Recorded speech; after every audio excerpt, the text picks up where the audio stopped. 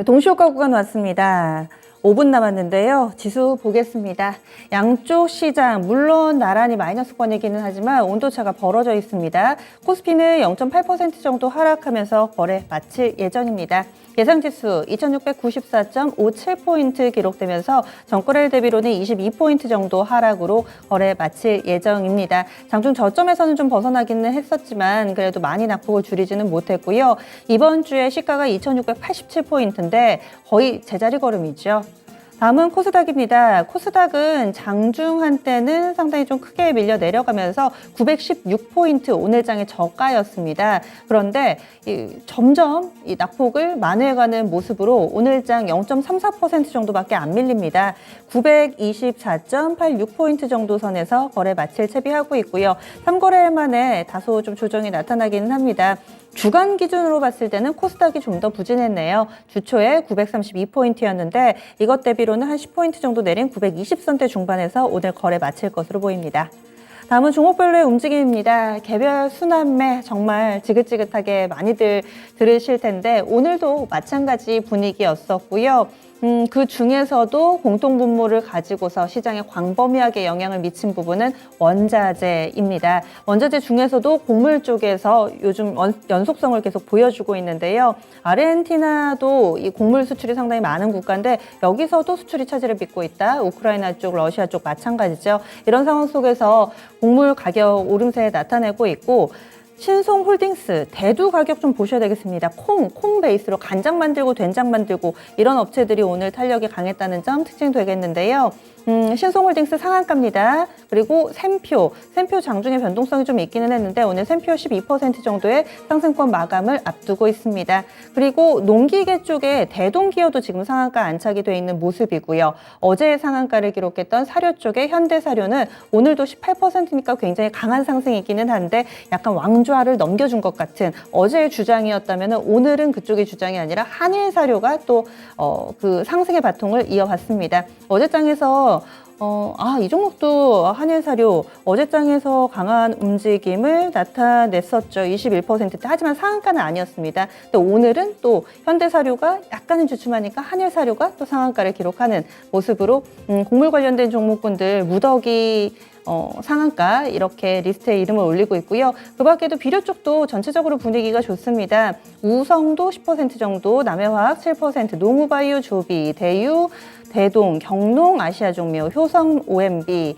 그리고 미래생명자원까지 나란히 지금 말씀드리는 모든 종목군들 플러스권에서 거래 마칠 채비하고 있습니다. 그리고 중소형 건설주들도 강한 움직임으로 오늘장 마무리될 예정인데요. 특히나 동신건설이 상한가에 안착이 됐습니다. 설행설레합니다. 지금 그동안에 두문불출하던 이재명 전 여당 후보라고 이야기를 해야 될까요? 전 경기도지사, 이재명 전 경기도지사가 다시금 또 염색도 하고 조만간 조기 등판하는 것 아니냐라는 정치권 내 시각이 있습니다. 이런 쪽으로 동신건설의 상한가를 해석하는 목소리도 있고요. 또 차기 정부에서는 재건축, 재개발 완화와 관련돼서 중소형 건설주들이 수혜주가 될 것이다 라는 분석하에 건설주를 묶어서 해석하기도 합니다. 어찌됐든 뭐 이화공영이라든지 토목, 건설, 중소형주 쪽으로 강한 움직임이 나타났다는 점 특징으로 볼 수가 있습니다. 오늘 장에서는 조선과 조선기자재를 빼놓을 수가 없겠죠. 삼성전자가 연일 52주 신저가를 나타내면서 시장에서 제 몫을 못 해주는 가운데서 대형주 대안으로는 이쪽 조선이 꼽히고 있습니다. 대우조선해양이 오늘장 7%대, 한국조선해양도 6% 정도, 현대중공업 6%대 비슷하게 상승하는 분위기 만들어내고 있고요. 간밤 미증시에서는 캐터필러가 4% 정도의 오름세를 보여줬습니다. 이에 영향받으면서 두산밥켓, 진성TEC 등의 건설 중장비 쪽, 건설 기계 섹터도 플러스권 움직임 뚜렷하게 나타났습니다. 개장 전에 사회적 거리두기 전면 완화로 발표가 됐고요. 이런 와중에 마스크만 쓰면 된다라고 알려져 있습니다. 이에 따라서 영화관 관련주들이 장 초반에 상당히 강하게 움직임을 나타냈습니다. 그래서 오늘 장에서 상승세 뚜렷하게 나타났지만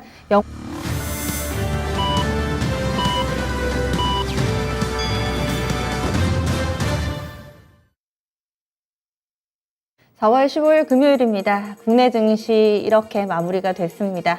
우리 증시, 미증시 대비론 선방이고요. 그리고 성적으로 따지면 일단은 마이너스권은 맞습니다. 주변국 증시 움직임도 보겠습니다. 일본 증시도 비슷한 양상이었는데요. 약보합권 정도 많이 밀리지는 않았습니다. 약보합권에서 니케이 225 지수 마감이 됐는데요. 그래도 27,000엔선은 지지가 됐습니다. 27,093.19엔대 기록하면서 앞서서 주 중반 이후에 반등해서 탄력은 약간은 둔화되는 모습이었는데 그래도 추세를 회칠 정도는 아니었고요. 오늘 장에서 이렇게 또 흐름을 나타냈습니다. 일본 증시 0.29% 하락하는 흐름으로 거래를 마쳤습니다. 이어서 중국 증시 넘어가 보겠습니다. 중국 증시는 마이너스권 보여주고 있네요. 오늘 오후에 언뜻 상승 전환이 되기도 했었는데 장 마감을 앞둔 현재는 마이너스권 뚜렷하게 분위기가 잡히는 상황입니다. 중국 내에서는요, MLF라고 하는데 이 중기, 그러니까 1년물 중기 유동성 지원 창구 MLF 금리를 동결했다라는 소식이 나왔습니다. 그래서 이 부분으로 인해서 투자 심리가 좀 위축되는 모습이었습니다. 중국에서는 워낙에 경기도 좀 안 좋고 그러다 보니까 금리를 인하하지 않을까라는 기대가 있었는데요. 일단은 지금 3개월 MLF는 동결이 됐고요. 그리고 오늘 장 마치고 나서 저녁 즈음에 지준율이 자라면 발표가 됩니다. 이 부분 보자라는 목소리도 있습니다. 상해종합지수 0.57% 하락하면서 3,207.24포인트 기록하고 있습니다. 심천 쪽 0.71% 하락하면서 중국 증시는 오늘장 약세 움직임 뚜렷이 나타나고 있습니다. 이어서 환율 동향 넘어가 보겠습니다. 간밤 미증시의 조정 원인이 급격한 국채금리의 상승이었죠. 그래서 이 부분은 환시에 밀접하게 연관이 돼 있기 때문에 오늘 원달러 환율도 영향을 받았고요. 5원 가깝게 올랐습니다. 오늘의 종가 보시면은 4원 90전 올랐고요. 1229원 60전에 거래를 마쳤습니다. 원달러 환율 이번 주 1230원 선 부근에서 등락이 거듭되는 모습입니다. 그럼 국내 증시 정리하겠습니다. 시황센터 다녀오시죠. 네, 오늘의 마감 시황입니다. 오늘 외국인과 기관의 매도세가 나타나면서 양시장 하락 마감했습니다. 모두 다 파란불을 켜는 모습인데요. 우선 코스피 시장부터 살펴보시죠. 코스피 지수 2698포인트 선에서 마무리 지었습니다. 주가 살펴보시면 0.76%로 밀리는 모습이고요. 2696포인트 마감 선입니다. 네, 분봉 차트 확인해 보시죠. 오늘 약한 흐름을 지속한 우리 시장인데요. 개파락 출발했습니다. 10시 부근에서 개장하고 나서 오전장에서는 그래도 올라오는 모습을 나타내줬는데요. 11시 구간 들어서면서부터는 다시 한번 낙폭을 키웠습니다. 그 이후에는 횡보하는 모습 지속하다가 막판에 조금 더 하락한 채로 마무리 지었습니다. 네, 다음으로 코스피 시장에서의 수급 체크해 보겠습니다. 외국인과 기관의 동반 매도세가 나타났습니다. 매도 물량을 키워나가는 모습이었는데요. 개인만이 7,500억 원 사들인 가운데 외국인이 3,180억 원, 기관이 4,443억 원 팔았습니다. 외국인과 기관 모두 오늘 대형주를 중심으로 매도했는데요. 특히 기관의 매도세가 대형주로 가장 많이 몰렸습니다. 이 업종별로 살펴보시면 전기전자 그리고 제조 섹터로 많이 몰렸는데요. 그중에서도 반도체 투톱으로 매도세가 큰 폭으로 몰렸습니다. 네, 다음으로 업종별 흐름 살펴보겠습니다. 먼저 하락했던 섹터들 살펴보실 텐데요. 오늘 의료정밀 업종이 3.51%로 가장 큰 폭으로 밀렸습니다. 리오프닝 기대감을 생기면서 이 시젠과 SD 바이오센서 같은 이런 종목들이 하락세를 나타내면서 3% 넘게 밀렸고요. 보험업종과 증권업종도 1%를 넘는 하락세를 나타냈습니다. 오늘 그리고 반도체 관련주들 계속해서 낙폭 키워나가는데요. 이에 따라 전기전자 섹터 1.25% 밀린 채로 하락 마감했습니다. 의약품 업종도 1.2% 하락률을 기록했습니다. 네, 다음으로 상승했던 섹터들 살펴보시죠. 오늘 운수장비 업종의 흐름이 견조합니다. 운송장비 1.11% 상승했는데요. 조선주들이 연인 수주 소식을 전해오면서 일제히 상승세를 나타냈습니다. 이에 따라 강한 흐름으로 마친 모습이고요. 또 기계업종도 오늘 1.01%로 견조한 흐름으로 마감했습니다. 섬유의복 업종도 0.81%, 비금속 광물과 종이 목재 업종도 1% 내의 상승률을 나타내면서 시장을 마무리 지었습니다. 네, 다음으로 코스피 시장에서의 시가총액 상위 종목들 살펴보겠습니다. 미국 연준이 강도가 높은 긴축을 진행하겠다는 뜻을 강조했습니다. 이에 따라 금리도 치솟았는데요. 미국에서는 빅테크 기업들의 주가가 하락을 했고 또 테크 기업들 성장주를 중심으로 하락세가 나타났습니다. 이에 따라 오늘 시가총액 상위 종목들도 대체적으로 하락세를 나타내는 모습이었는데요. 미국에서 테크 기업들 중심 하락세가 나타나면서 반도체 주식들도 폭락했습니다. 우리나라 관련주들까지도 파란불을 켜낸 모습인데요. 삼성전자 1% 넘게 밀리면서 66,600원에 마감한 모습이고요. SK하이닉스 역시 1.82% 빠진 10만 8천 원의 종가를 형성했습니다. 이 삼성전자는 인텔을 꺾고 세계 반도체 시장에서 1위를 탈환했다는 소식을 전해왔는데 사흘 만에 또 52주 신저가를 기록했고요. 외국인과 기관의 매도세가 나타났습니다.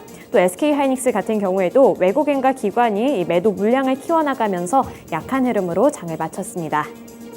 다음으로 2차 전지 관련주들 살펴보겠습니다. 이 전기차 관련주들이 미국에서도 일제히 약세를 보여줬는데 국내 관련주들까지도 그 영향력을 받은 것으로 보입니다.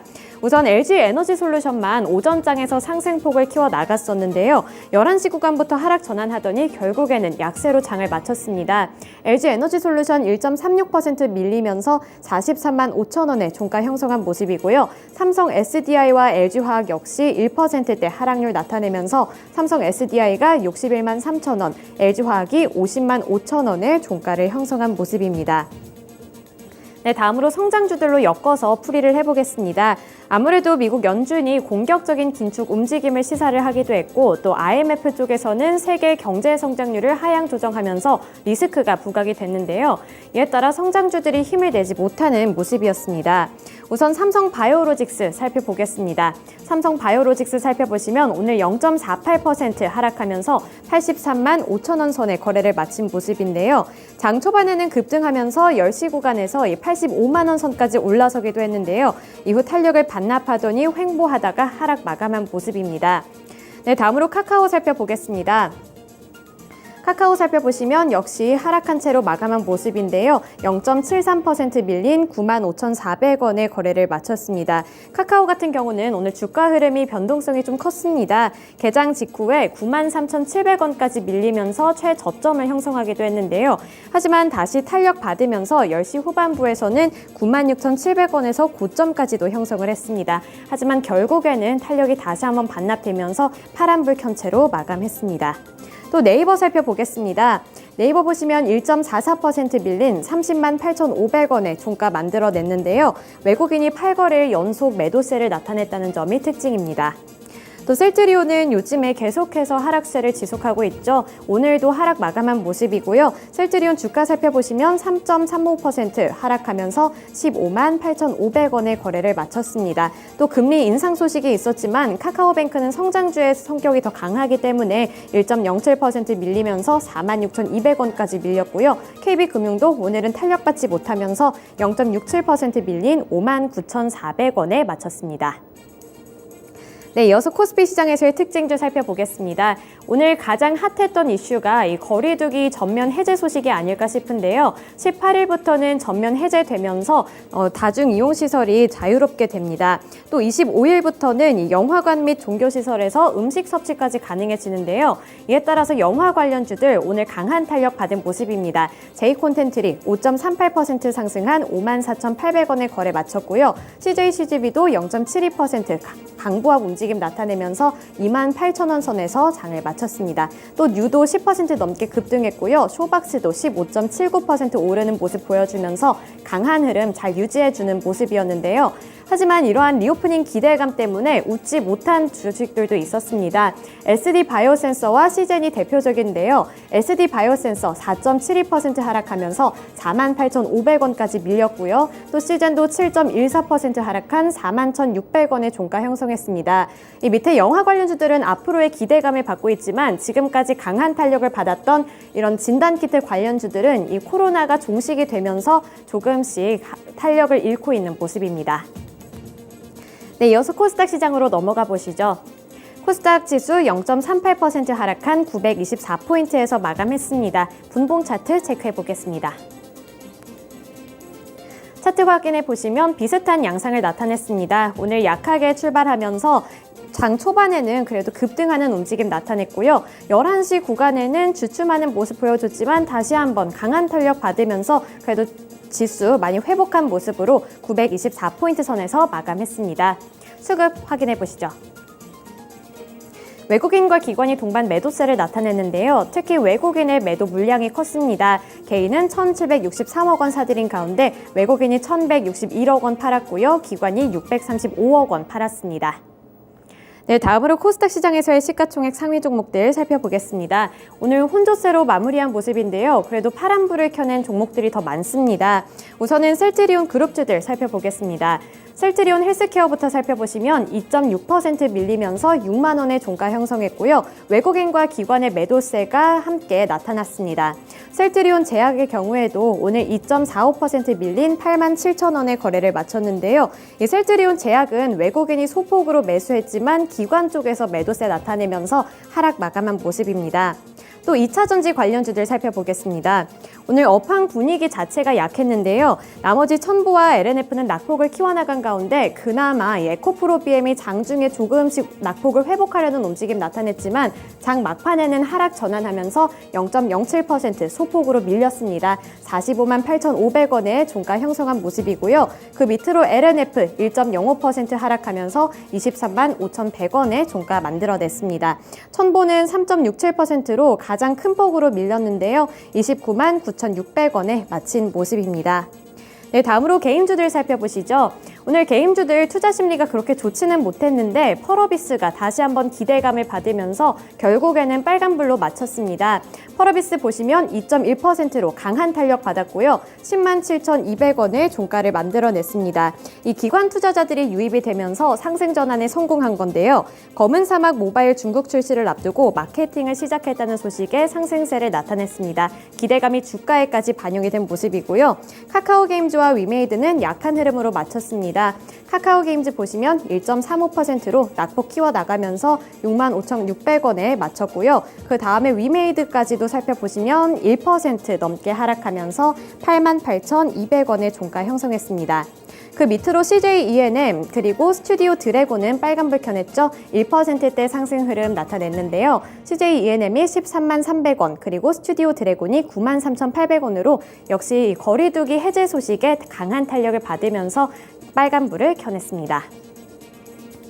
네, 다음으로 코스닥 시장에서의 특징주 살펴보겠습니다. 이 사료주들이 수입 곡물가 상승 전망에 급등했습니다. 국내 사료용 곡물은 대부분 수입에 의존해서 이런 글로벌 곡물 가격 추이에 큰 영향을 받는데요. 우크라이나 전쟁의 장기화로 인해서 곡물 가격의 상승이 지속될 것이라는 전망이 나왔습니다. 이에 따라 국내 사료주들이 대체적으로 상승 흐름을 나타내면서 반사수혜를 받았는데요. 현대사료가 18%대로 급등세 나타냈고요. 12만 5,600원의 종가를 형성했습니다. 하지만 장중에 급등했던 것에 비해서는 탄력이 조금 둔화되면서 윗꼬리를 단 모습이고요. 오늘 한일사료가 가장 강했습니다. 30%로 상한가 잘 유지해주면서 4,680원의 거래에 마쳤습니다. 팜스토리도 5%대, 사조 동아원도 2%대로 모두 강한 흐름으로 마무리 지었습니다. 네, 이렇게 특징주까지 함께 살펴봤고요. 오늘의 마감 시황 전해드렸습니다.